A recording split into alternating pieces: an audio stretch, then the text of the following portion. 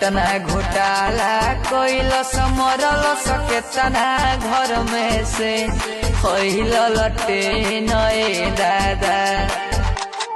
केतना घोटाला कोइल समरल केतना घर में से होइल लटे नए दादा।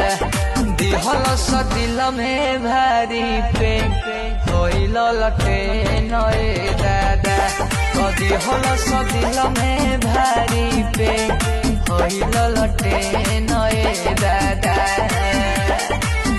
तब ये घोटाला 950 करोड़ रुपए का था। देवघर ट्रेजरी से निकासी का 90 लाख रुपए की अवैध निकासी का आरोप है।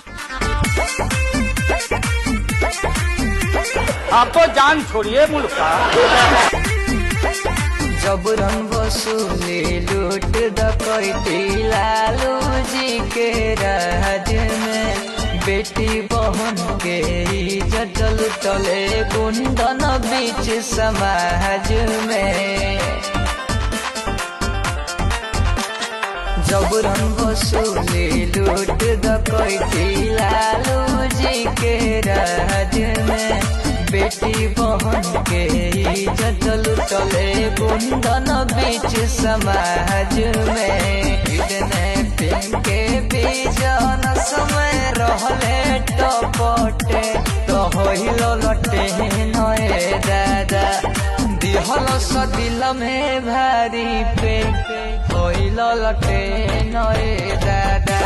तो दिहल दिल में भारी पे होइल लटे नए दादा।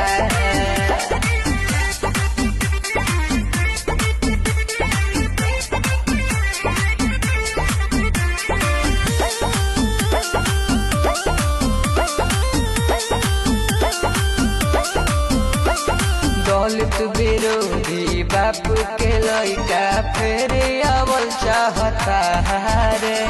मछरी जैसन भूजी बिहारी के खावल चाहता रे।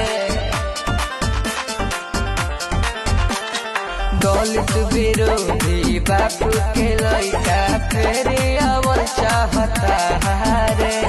मछरी जैसन भूजी बिहारी के खावल चाहता रे। पब्लिक से मंगले हाथ जोड़ दे मौका वंश योगे तो होइल लटे नए दादा। दिहल दिल में भारी पे होइल लटे नए दादा।